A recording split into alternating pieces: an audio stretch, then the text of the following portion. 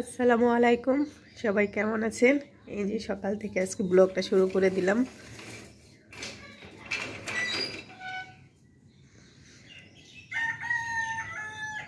ওই যে আমাদের মোরগ ডাকতেছে। মাশাআল্লাহ, আজকে সকালের দৃশ্যটাও অনেক সুন্দর। হালকা হালকা রোদ উঠে গেছে। এই যে দেখেন আমাদের বেদেনা গাছে ফুলগুলো অনেক সুন্দরভাবে ফুটেছে।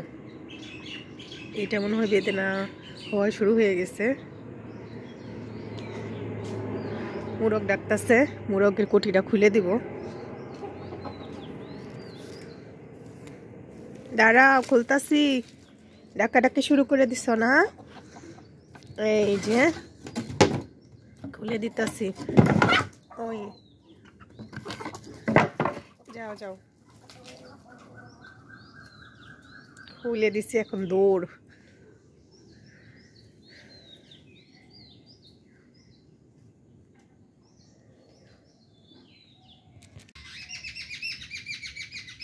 ওই দেখেন পাখি এসে ডাকতেছে। আর এই যে দেখেন বেল গাছে থেকে দুই একটা বেল যাওয়া ছিল, সব কটা খেয়ে ফালিয়ে দেয়। আমাদের বেল গাছেও বেল 12 মাসই থাকে। ওই যে দু একটা তাও দেখা যায় বেল, কিন্তু ওগুলো সব কটা খেয়ে ফেলতেছে। এই দেখেন মাশাআল্লাহ আমাদের সবেদা গাছে সবেদা।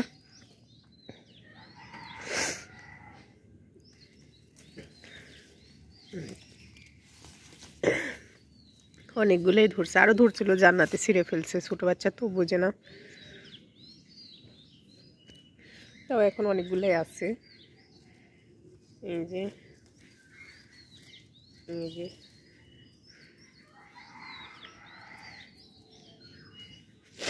আল্লাহ যেডি রাখছে রিজিকে। আমার একটু ঠান্ডা লেগে গেছে, সরি, কিছু মনে করেন না।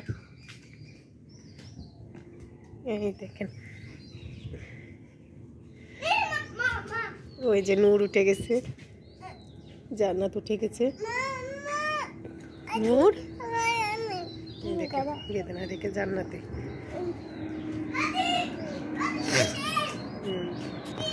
না, চাদরটা আজকে চেঞ্জ করে নিলাম, ওটা কিছুটা ময়লা হয়ে গেছে, তাই ওটা তুলে এটা বিছিয়ে নিছি।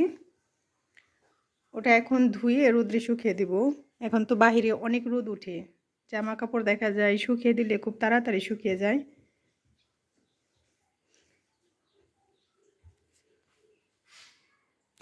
এটা আমি গুছিয়ে নিচ্ছি বিছানাটা। আর জান্নাতের জন্য এই যে সকালবেলা ডিম আর আলু ভেজে নিছি। আমরা সবাই রোজা থাকলে কি হবে, কিন্তু আমাদের বাড়িতে দুইটা বড় বড় সদস্য আছে, এদের জন্য প্রতিদিন সকালবেলা রান্না করতেই হয়। তো ওদের জন্য সকালে রান্না শেষ হয়ে গেছে, এখন ওদেরকে ভাত খাইয়ে দিব দুজনকে। তো অনেকটা বেলা হয়ে গেছে, আজকে রান্নাতে একটু দেরি হয়ে গেল।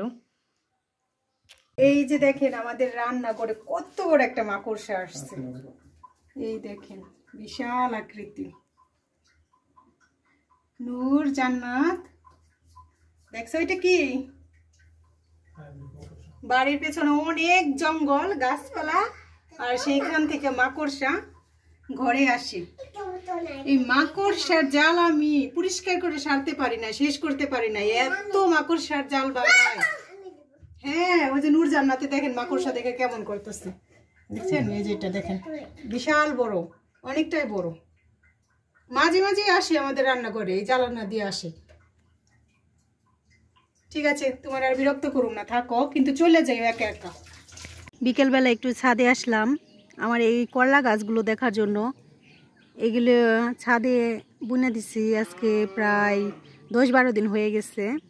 এগুলো নিচে হয়েছিল, ওইখান থেকে তুলে এনে আবার ছাদে এই ঝুড়ির মধ্যে বুনে দিছি।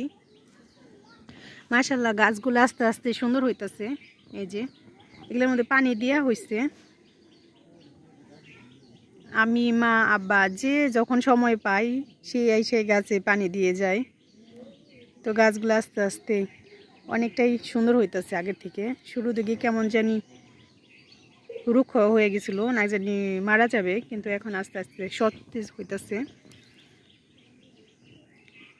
এই করলা গাছগুলো কিন্তু আমি আমাদের যে করলার মানে জাংলা দিছিলাম এই বছর শীতের মধ্যে, সেইগুলো পাকছিল।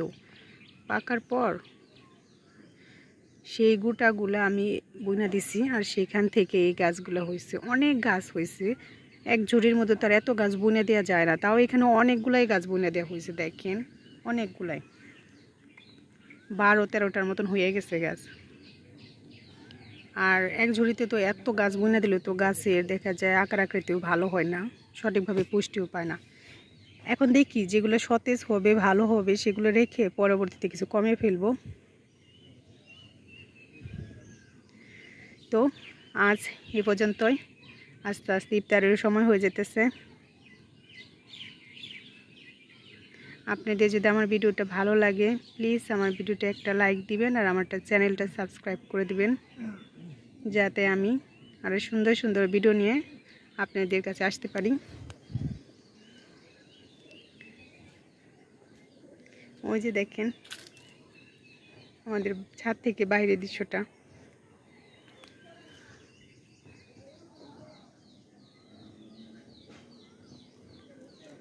আজ এই পর্যন্তই, আপনারা সবাই ভালো থাকেন, সুস্থ থাকেন, আল্লাহ হাফেজ।